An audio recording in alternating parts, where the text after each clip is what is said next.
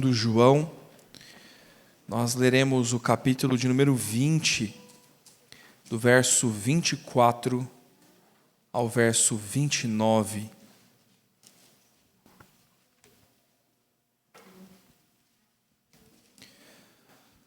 João, capítulo 20, do verso 24 ao verso 29.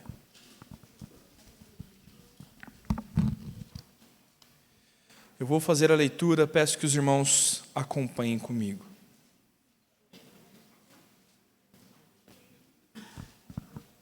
Ora, Tomé, um dos 12, chamado Dídimo, não estava com eles quando veio Jesus.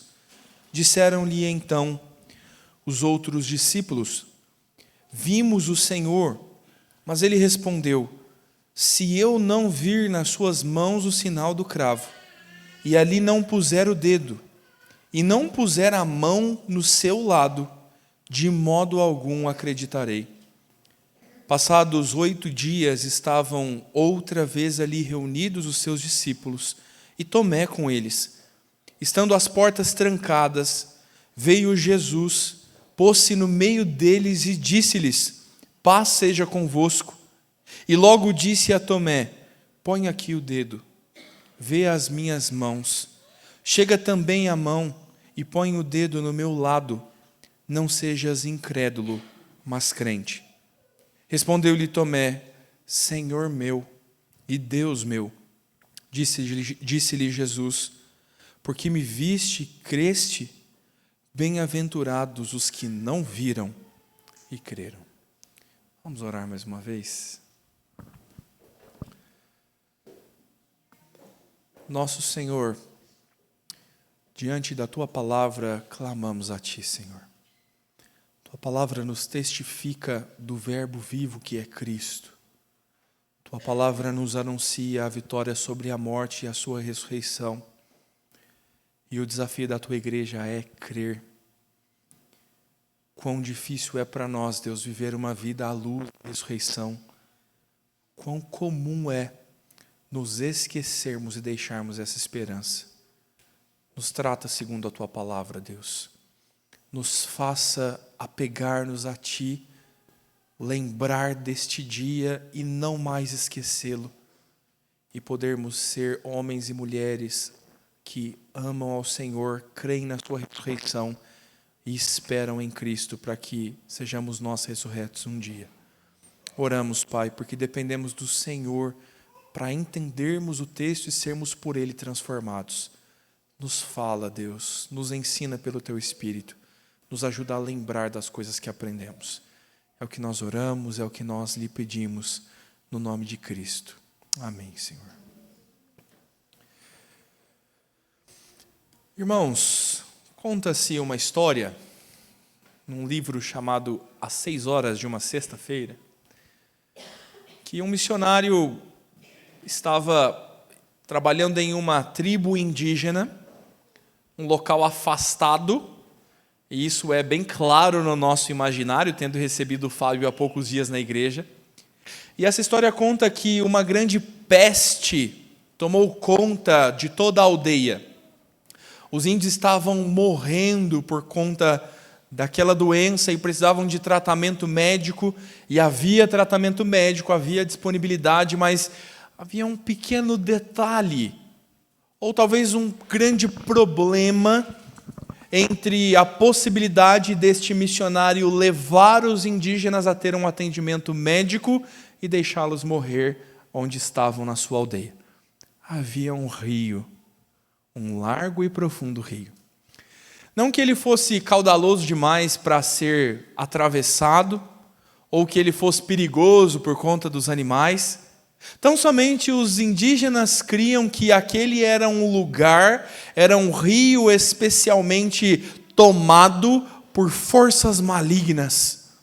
Espíritos maldosos haviam habitado aquele rio, e era maldito todo aquele que descesse o rio. O missionário então tenta mostrar para eles que eles estão errados. A história conta que o missionário chega à beira do rio e abana a água com as mãos, assim, dizendo: olha, gente, está vendo? Não tem problema. E os índios não se convencem. Ele entra com a água até os joelhos, eles dizem: olha, eu estou dentro do rio, nós precisamos atravessar, ou vocês vão morrer, vocês precisam ser curados. E os índios não estão muito convencidos disso. Aquele homem então entra com a água até a cintura e ele joga a água sobre a sua própria cabeça, joga a água para cima, dizendo: gente, é só água, não existe perigo, me sigam, vamos, eu vou à frente. E os índios ainda estão bastante desconfiados, pensando que os maus espíritos o consumiriam em algum momento. O missionário, nada mais tendo a tentar, ele então decide atravessar o rio. Mede a distância, toma um bom fôlego, mergulha e nada sob o rio e cruza o rio nadando por baixo da água. E ele sai do outro lado, puxando o fôlego e comemorando, dizendo: vocês viram, eu atravessei. E aí aquele povo se espanta. Quem é este homem que atravessou o rio e os espíritos não o consumiram? E isso os encoraja. Se ele atravessou, nós podemos. Se ele abriu esse caminho, nós podemos passar. Então a tribo decide segui-lo. Eles atravessam o rio e finalmente podem ser atendidos, finalmente podem ser socorridos das suas doenças. Irmãos, quando nós estamos falando sobre Cristo, nós estamos falando do verbo da criação, daquele pelo qual foram feitas todas as coisas. Ele é o verbo vivo. A Escritura diz que ele é o autor da vida, e acabamos de ler isso no livro de Atos. E ainda assim, há alguma desconfiança. Ainda assim, há alguma inquietação parecida com a que os índios viviam. O Senhor Jesus olha uma jovem garota e diz: Talita cumi, menina, levanta. O Senhor Jesus alcança a sogra de Pedro e o Senhor Jesus a faz curar. O Senhor Jesus recebe a notícia de Lázaro, seu amigo, morto. O Senhor Jesus decide ir até ele, ainda que com o risco de ser perseguido pelos religiosos. E quando ele chega, ele ouve a notícia de um coração incrédulo lhe dizendo: Senhor, já cheira mal. Haviam se esquecido de que falavam como autor da vida, com o verbo vivo. O Senhor diz: Lázaro, saia para fora. E Lázaro sai. O Senhor Jesus vem demonstrando seu poder, e ainda alguns corações titubeantes, ainda alguns corações um tanto incrédulos e duvidosos, até o momento que o Senhor Jesus cruza o rio. E o próprio Cristo se faz morte em nosso lugar. Irmãos, o Senhor morre de fato. O Senhor Jesus desce e ele é sepultado, sofrendo terrível agonia e dor. E os seus discípulos choram e lamentam, porque está morto o nosso Senhor. Os discípulos, como os índios, é quase que se vissem Cristo mergulhar pensando: vai faltar fôlego, hein? E numa manhã de um terceiro dia, Cristo surge na outra margem, dizendo: venham, eu abri o caminho. Irmãos, nós estamos nessa expectativa. Nós estamos nessa perspectiva. É este o nosso Cristo. É este o Cristo que nos promete. Este o Cristo que nos fala pela sua palavra. Este o Cristo que nos perdoa, que nos ouve as orações, que media a nossa vida com Deus. É este o Cristo. Mas tantas vezes os nossos corações estão dizendo: será mesmo? E este homem chamado Tomé faz jus ao nosso coração, que tantas vezes anda esquecido, preocupado, desatento do poder e da pessoa de Cristo. Por isso, meu irmão, queria tratar contigo nessa manhã, olhando para a forma como Tomé encara a ressurreição de Cristo, olhando para como nós precisamos nos lembrar da manhã do terceiro dia, da pedra revolvida, do lenço deixado dobrado sobre um canto como um sutil recado de que eu estou vivo e eu ressurgi dentre os mortos e eu mesmo os guiarei daqui adiante. Nós queremos tratar as nossas crises de fé à luz da ressurreição de Cristo. Quero falar contigo nesta manhã, quero pensar tão somente neste tema, a ressurreição de Cristo como a resposta às crises da nossa fé. Irmãos, Tomé é alguém que claramente está demonstrando um coração indígena como dessa história.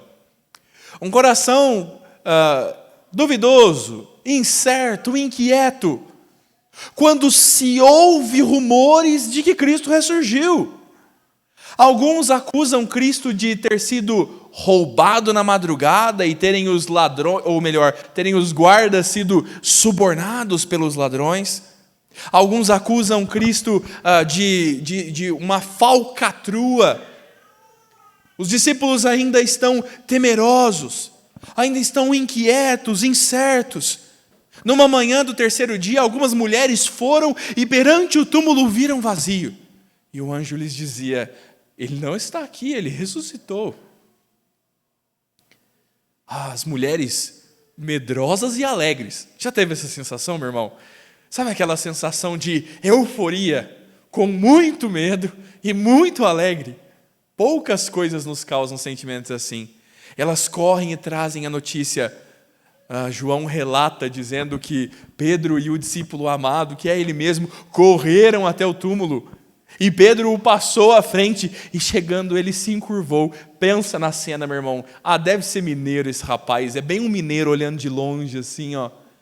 Se abaixando e olhando para dentro do túmulo e dizendo: está vazio. Olhem as notícias que vão surgindo até o momento que, ainda reclusos, ainda medrosos, ao que tudo indica, na noite já do domingo da ressurreição, os 12 discípulos estão todos em um só cômodo, e eis que Cristo surge no meio deles e diz: paz seja convosco. Mas quem é que não está lá, meu irmão? Esse miserável desse Tomé. As pessoas no céu querem conhecer Moisés, querem conhecer Adão, querem conhecer assim Josué, Davi. Meu irmão, eu vou falar para o Tomé: o que você foi fazer, rapaz? Onde você estava na noite da ressurreição, na noite seguinte à ressurreição de Cristo? O texto está nos dizendo que os 12 discípulos estavam, é uma referência ao corpo apostólico, mas faltava Tomé.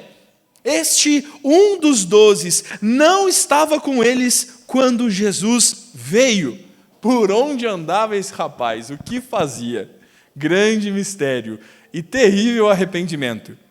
Imagine você, meu irmão, voltando para casa onde estavam reunidos os apóstolos, com as portas fechadas, com medo das retaliações dos judeus e de serem mortos eles também. E quando você chega lá, todo mundo fala assim: você não sabe quem que acabou de sair daqui? Cristo, ressurreto. E você fala: não acredito. Eu não acredito. Tomé está dizendo: eu só acredito se eu vir, se eu fixar nele os meus olhos. Tomé é alguém que tem o relato das mulheres, Tomé tem o relato dos discípulos no caminho de Emaús, e lhes queimava o coração enquanto Cristo expunha as Escrituras. Tomé agora ouvindo o relato dos discípulos dizendo: Cristo estava aqui agorinha, quase que você o vê. E Tomé diz: eu me nego a crer. Eu não posso crer. E Tomé então vai dizer a sua famosa fala: se eu não vir o sinal do prego nas suas mãos, se eu não puser o dedo neste sinal, eu quero tocar com a minha digital e investigar como uma criança curiosa. Lá na roça a gente fala assim: vê com o olho, menino, não vê com a mão. Por que é que Tomé precisava tocar fisicamente, sentir o seu tato nas feridas úmidas ainda de Cristo? Talvez estivessem ou talvez já cicatrizadas. Tomé diz: se eu não puser a minha mão no lado dele, de modo nenhum acreditarei. são as mais duras feridas feitas a Cristo. Os pregos que lhe encravaram, a ferida da lança que o feriu no lado, cumprindo a profecia, e dele saindo água. O momento em que os centuriões ou os guardas que estavam acompanhando a crucificação dizem: verdadeiramente este era o Filho de Deus. Perfurado Cristo porque morreu cumprindo a profecia. Deveria morrer asfixiado em uma dor agonizante e morreu ainda breve. Morreu antes que as suas pernas fossem quebradas, como era costume dos romanos, para que a morte fosse apressada, para que se cumprisse a Escritura, e nenhum dos seus ossos foram quebrados. Este Cristo com estas feridas, Tomé diz: eu só acredito vendo. Tomé está quase fazendo uma piada, meu irmão. As palavras gregas que Tomé usa são mais ou menos como se Tomé dissesse assim: eu só acredito se eu ver onde machucaram o machucado. Ele está usando duas palavras que rimam. Tomé está dizendo assim: eu só quero ver onde feriram a ferida. Ele está fazendo quase que uma chacota, e não de forma pejorativa, mas de forma questionante e duvidosa. Eu preciso ver e tocar para que então, de alguma forma, eu possa crer. E nós vamos julgar Tomé, né? Vamos dizer: homem de pequena fé, miserável, incrédulo. Você era um dos 12, você viu Cristo curar e fazer, e por que não crer? E meu irmão, deixe-me também defender Tomé em alguma instância, dizendo que este é um dos 12 discípulos de Cristo. Mateus capítulo 10, quando nos narra os 12, no verso 3, Tomé está lá relatado. É um homem escolhido por Cristo para o corpo apostólico. Nesta cena onde Lázaro é ressurreto, o Senhor Jesus está fora da cidade, e ao receber a notícia ele diz: eu vou ter com Lázaro. E todos os seus discípulos lhes dizem: Senhor, o Senhor não pode ir porque o Senhor é perseguido. Se o Senhor for, os homens maus, os fariseus, os religiosos, as autoridades romanas vão pegá-lo. Eles querem matá-lo. E Tomé corajosamente se levanta. E João nos registra no capítulo 11, verso 15, dizendo: estivesse lá para que possam crer. Então Tomé, chamado Dídimo, disse aos discípulos: vamos também nós para morrer com o Mestre. Jesus está dizendo que vocês viessem junto comigo para ver o que eu faria. E Tomé diz: vamos, Ele é o nosso Cristo. E ainda que morramos, sigamos o nosso Cristo. Tomé é alguém que tem uma fé apegada ao Senhor, meu irmão. Tomé não é um discípulo miserável, alguém impiedoso. Mas talvez seja difícil viver o que viveram. Talvez eu e você tenhamos o nosso coração cambaleante. Por mais que creiamos, por mais que tantas vezes nós ponhamos o nosso peito à prova por Cristo e dizemos: morramos por Ele, há outros momentos da vida em que nós dizemos: será, Senhor? Será mesmo? Se fosse a Maria Helena, diria: seria, Jesus? Irmãos, quero trazer isso para a nossa vida pensando em algumas situações importantes. João Calvino fala sobre Tomé dizendo, João Calvino e não eu, viu, meu irmão? A estupidez de Tomé era assustadora e monstruosa, porque não ficou satisfeito com meramente contemplar a cruz de Cristo, mas queria também as suas mãos como testemunha da ressurreição de Cristo.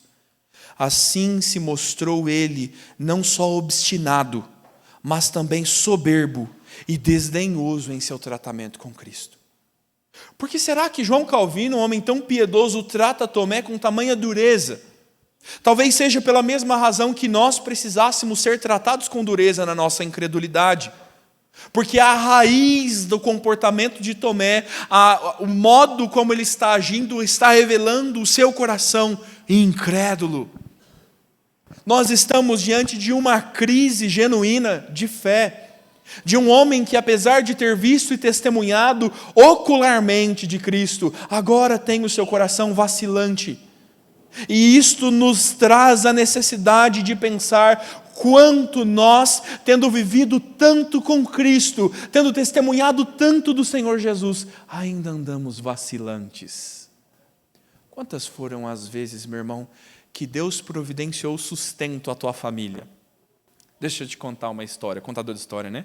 Uma vez me faltava um dinheiro e caiu na minha conta exatamente o mesmo dinheiro. E apareceu uma pessoa que me devia 17 anos e morava em outro estado.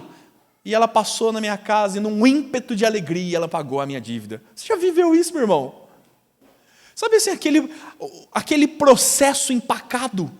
Aquela dívida com a empresa que você saiu e tomou o bolo da empresa e no caos da necessidade da sua casa Deus providenciou.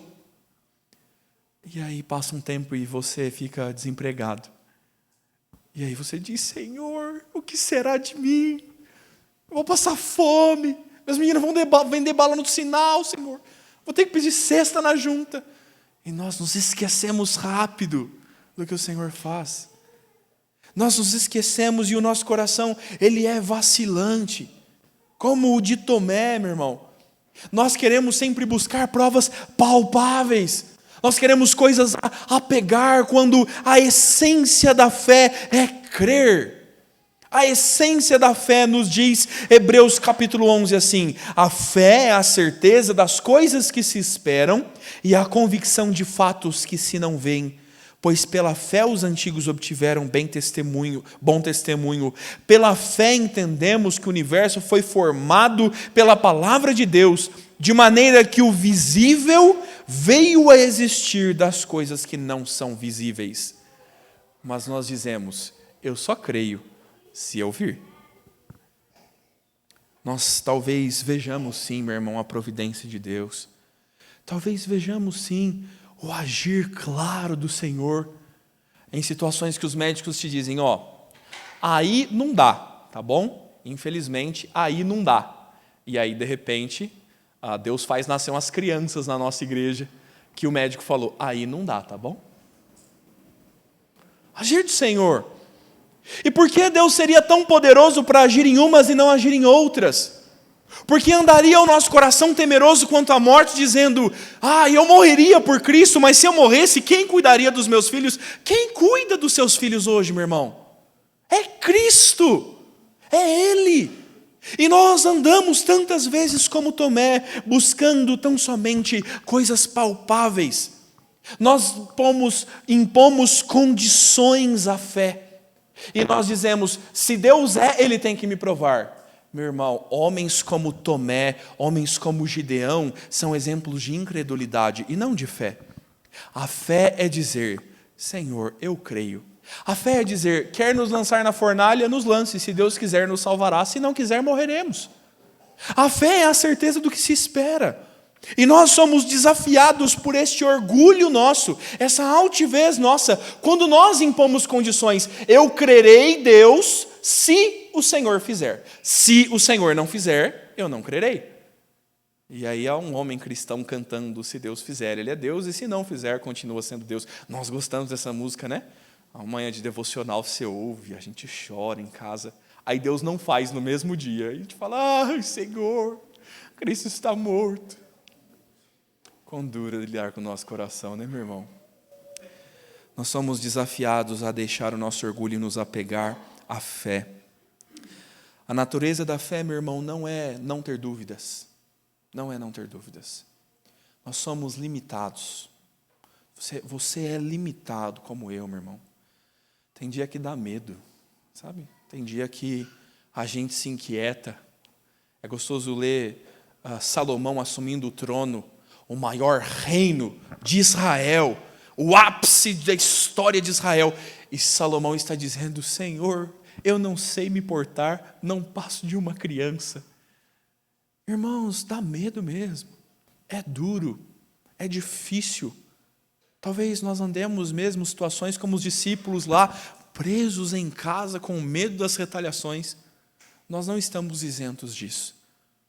Mas o que nós não podemos é nos tornarmos refém para sempre da nossa própria incredulidade.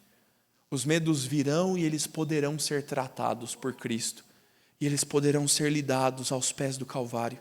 Nos lembrando da palavra que Paulo escreve aos Romanos: se Deus nos deu o seu Filho, não nos dará graciosamente com Ele todas as coisas? que é que nos falta que não temos em Cristo? O que é que nos falta? Que medo é tão grande que não possa ser vencido na esperança de um Cristo ressurreto? Você pode perder assim, o seu casaco de grife que você gosta, sabe? A traça come o teu livro novo. Você pede uma compra na Shopee e ela é extraviada e você perde o dinheirinho.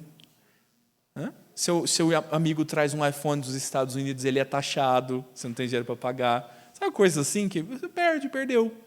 O Nicolas lá, né? Voltando do trânsito de São Paulo.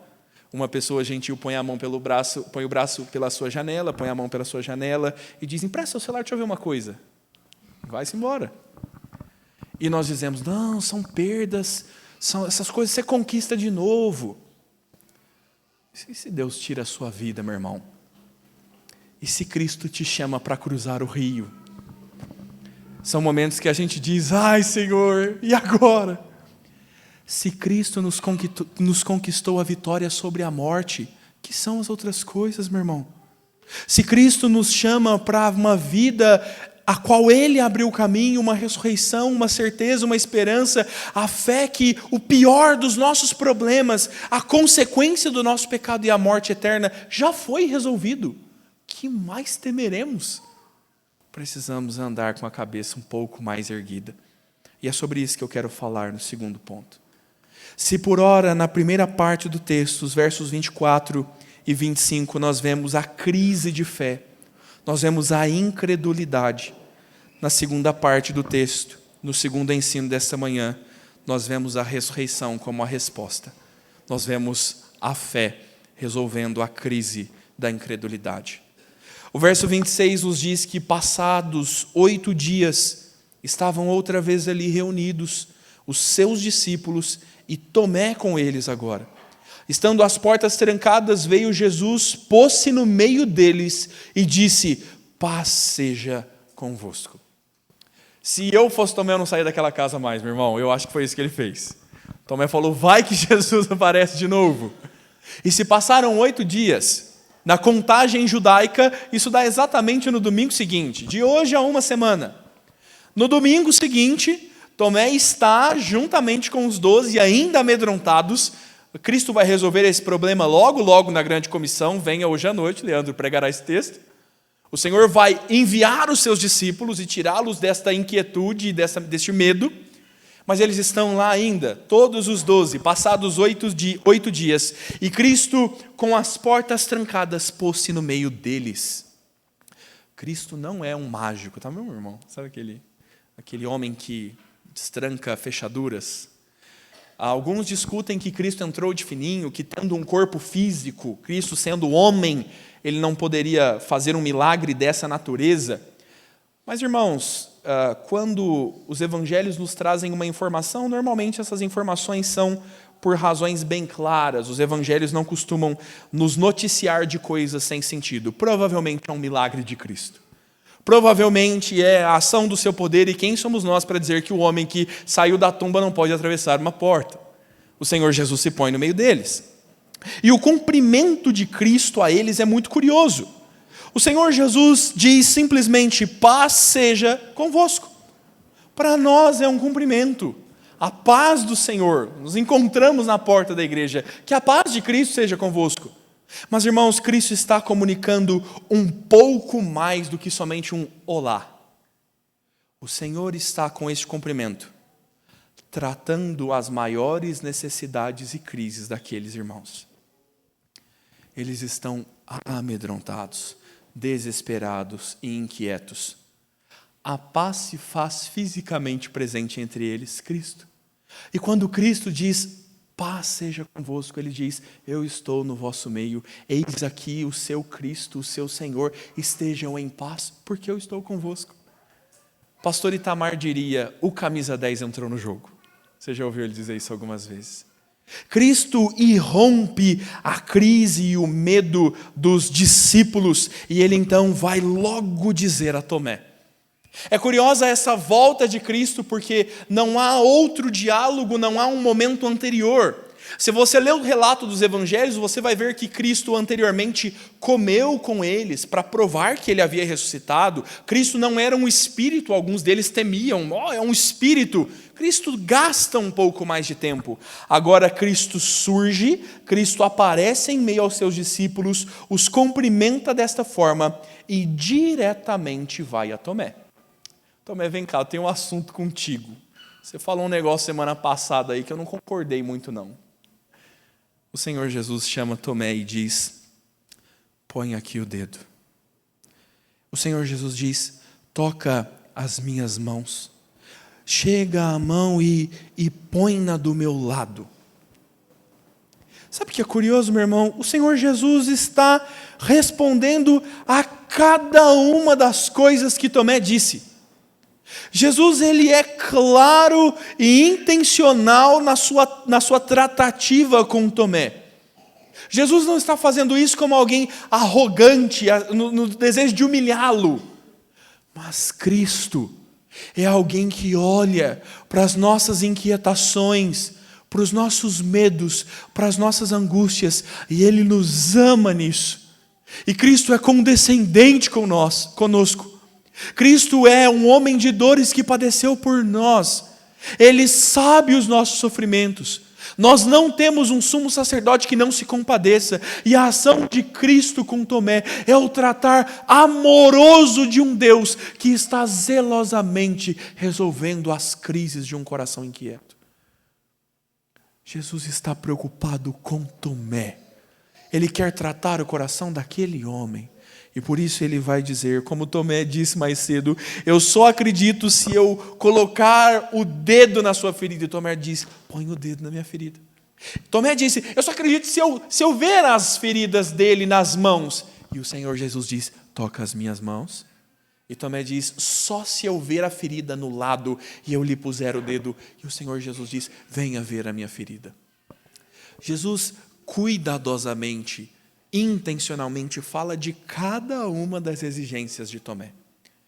E Tomé termina a sua fala dizendo: eu não acreditarei.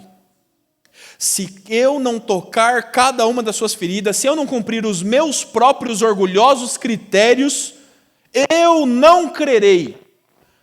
E Cristo mostra cada um deles e diz: não seja incrédulo, creia. O Senhor Jesus faz exatamente a mesma coisa que Tomé fez, agora o corrigindo e o confrontando. O Senhor, meu irmão, não está dizendo para nós que seja errado ter medos, errado ter dúvidas. Pelo contrário, o Senhor está resolvendo cada uma delas. Qual que é o teu problema? Qual é o teu pecado? Qual é a tua inquietação? Onde reside a sua incredulidade?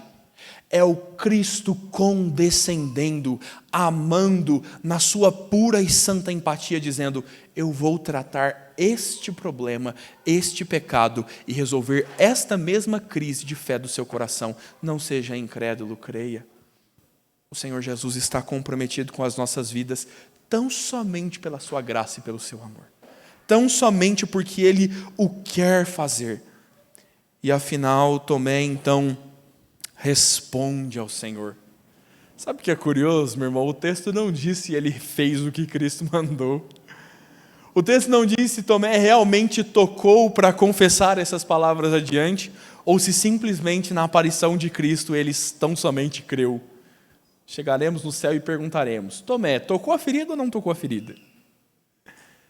Tomé diz: Senhor meu, Deus meu. Mais uma resposta curta. Vocês são econômicos com as palavras, hein, autores bíblicos? Parece que Tomé bastava ali confessar a Cristo. O homem que dizia arrogantemente: eu crerei nestas condições, se isso, se isso, se isso. Agora é o homem que se submete e se humilha e diz: o Senhor é o meu Senhor, o Senhor é o meu Deus, é o Senhor que me manda, é o Senhor que me diz: tu és meu Senhor, eu a teu serviço e não o Senhor a me servir. Cristo muda a perspectiva de Tomé ao responder às inquietações do seu coração.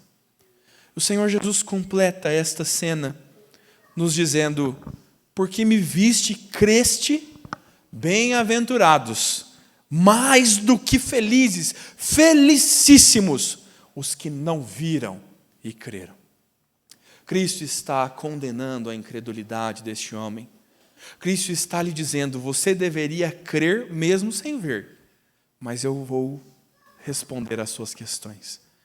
E nós olhamos para este texto e agora podemos trazer da mesma forma algumas aplicações importantes a nós.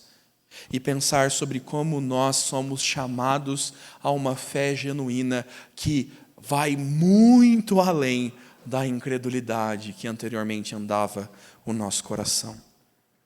Irmãos, nós precisamos pensar que há áreas da nossa vida que nós andamos lidando como se Cristo fosse morto. Há diversas questões do nosso coração que parece que estão quase que fora do alcance de Cristo. Às vezes os nossos dias eles são moribundos, eles são assim cansativos, enfadonhos. Nós vivemos sempre cabisbaixos, mal-humorados, preocupados com a vida e com tudo, ansiosos, como se fôssemos nós o dono das nossas vidas, como se fôssemos nós que providenciaríamos algo necessário. Nós vivemos nos esquecendo do que Cristo fez, de como Ele fez e como todas as coisas estão resumidas ao sacrifício de Cristo. Há um bom autor que diz que alguém que caminha para ser coroado não se preocupa com um dia nublado. Você já parou para pensar nisso, meu irmão? No nosso casamento choveu, né, amor? Foi tão lindo, irmão, só que choveu. Deus falou: não vai ter foto instagramável, vai chover. E eu olhei aquela chuva caindo, as folhas todas molhadas, os bancos, né? Os irmãos que foram, um grupo daqui de Guarulhos. Você não foi porque você não quis, meu irmão. Vai falar que eu te convidei, não. Convidei a igreja inteira. E alguns irmãos lá olhando, a chuva caindo. E eu pensando, acho melhor não casar, né? Afinal choveu. Eu assoviei para o japonês que dirigiu o carro, já para nosso amigo lá, o Fernando. Falei: Japa, esconde essa chave aí, cara. Tem essa mulher aí, vou casar hoje. Que chuva o quê, meu amigo? Que chuva, impedir um casamento? Nós vamos comer, nós vamos festar. Eu quero trocar aliança hoje, eu quero orar aqui, meu amigo. A bênção é minha, custe o que custar. Minha preocupação é que não tinha casado no civil ainda, irmãos, então tinha que assinar o papel lá. Casamos pela graça do Senhor. Às vezes as circunstâncias da nossa vida nos trazem um chuvisco à porta. E nós dizemos: eu não quero ir para o céu, eu não amo mais Jesus, eu renuncio à minha fé.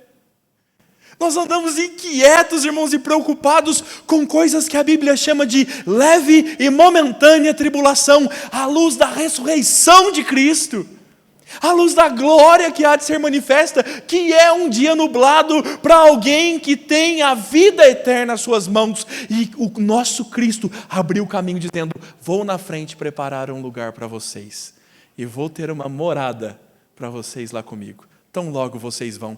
E por que nós andamos preocupados com que apartamento moraremos? Vê como as nossas inquietações são poucas. Vê como a nossa vida anda limitada ao que as mãos tocam, ao que os olhos veem.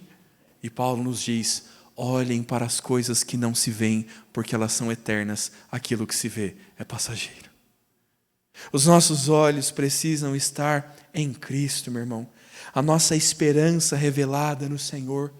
E você precisa repreender o teu próprio coração, dizendo para si mesmo: não seja incrédulo, creia. Não seja incrédulo para a tua santificação. Creia, Cristo morreu para libertar dos pecados e você pode vencer os teus pecados em Cristo. Cristo há de santificá-lo. Esta é a obra do Senhor. Não seja incrédulo para a salvação da sua alma. Não há pecado tão grave que Cristo não tenha sobreposto na sua vinda. Cristo pode nos salvar.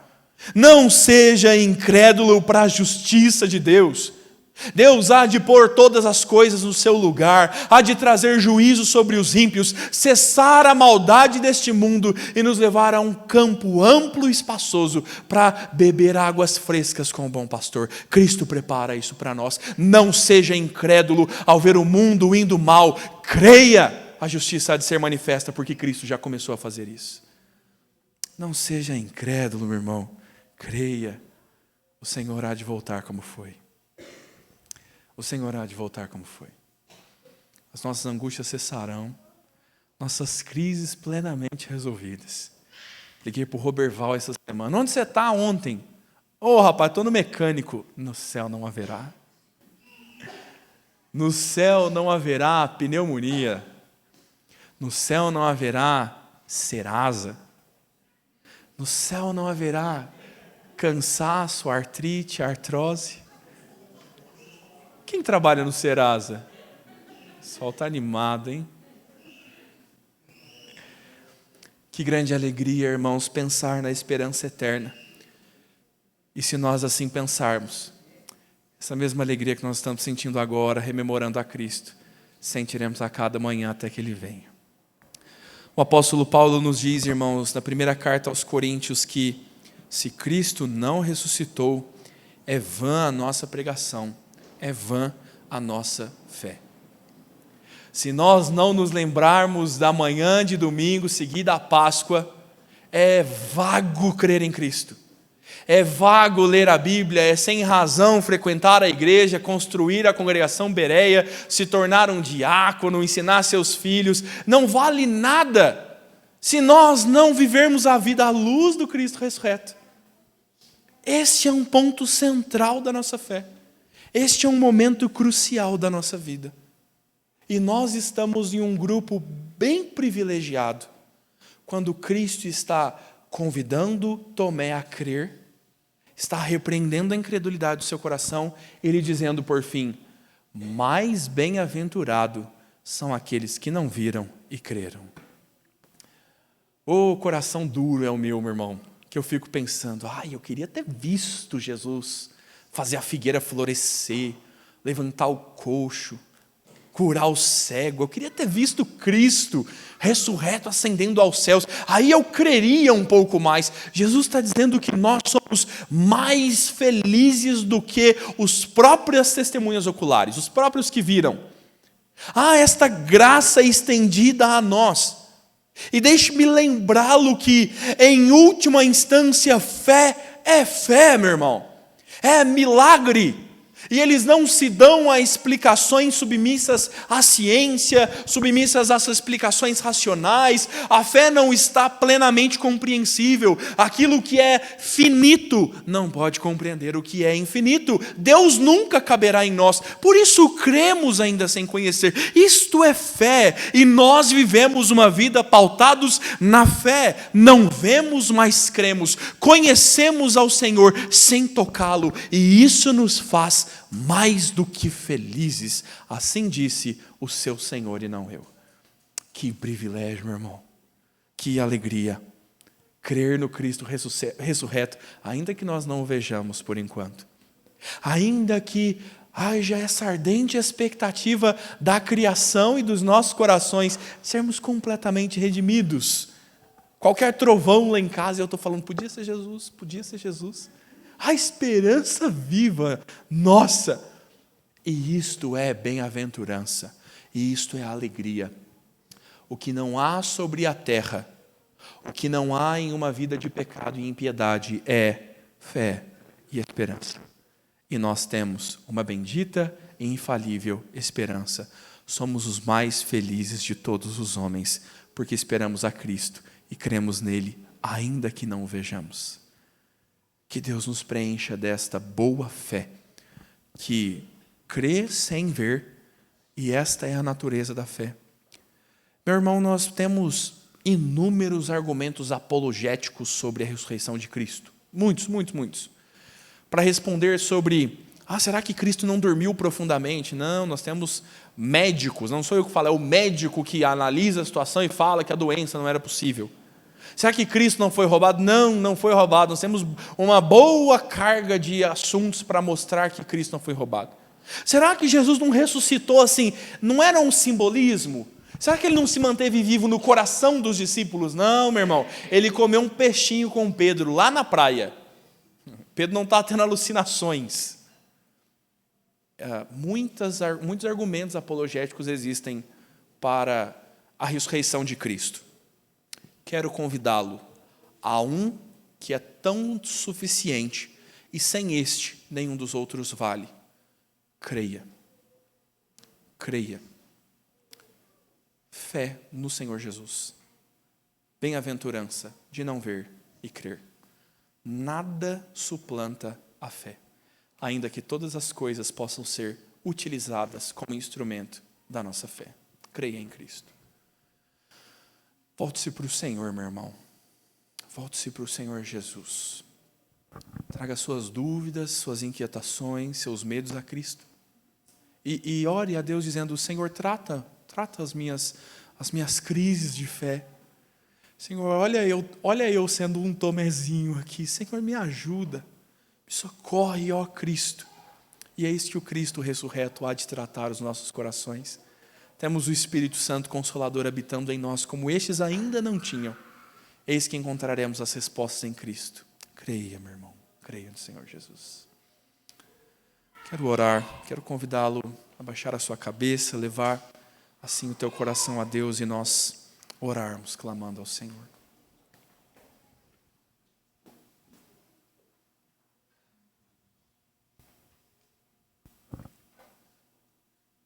Deus nosso, mais uma vez levamos a nossa voz ao Senhor, e quantas vezes for preciso, porque Cristo nos abriu o caminho e o acesso ao Senhor, e agora o véu rasgado nos dá acesso à Tua presença, nos dá o selo do Teu Espírito. O Senhor habita em nós agora, Pai. Tudo isso por causa da obra de Cristo. Te louvamos, Deus, porque não há dimensão em nós do Teu amor.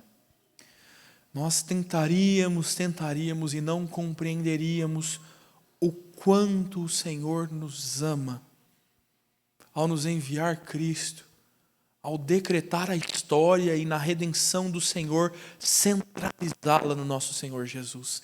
Nunca entenderíamos completamente. Mas naquilo que entendemos, oramos, Pai. Louvando ao Senhor, porque o Senhor não nos deixou na cegueira da nossa incredulidade. O Senhor não nos deixou cativos aos nossos pecados. O Senhor nos libertou em Cristo. O peso da morte, Pai, nós sofreríamos eternamente, e Cristo levou sobre si.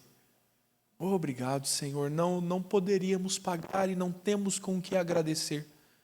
Resta-nos uma vida de fé ao Senhor, uma vida de adoração ao Deus das nossas vidas. E oramos para que façamos isso com genuína fé, Senhor.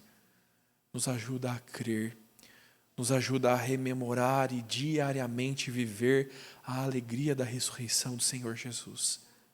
É o que nós oramos, Pai, é a graça que te pedimos um pouco mais, que creiamos com maior vigor, que não sejamos incrédulos, que possamos viver esses benefícios da fé que o Senhor nos dá.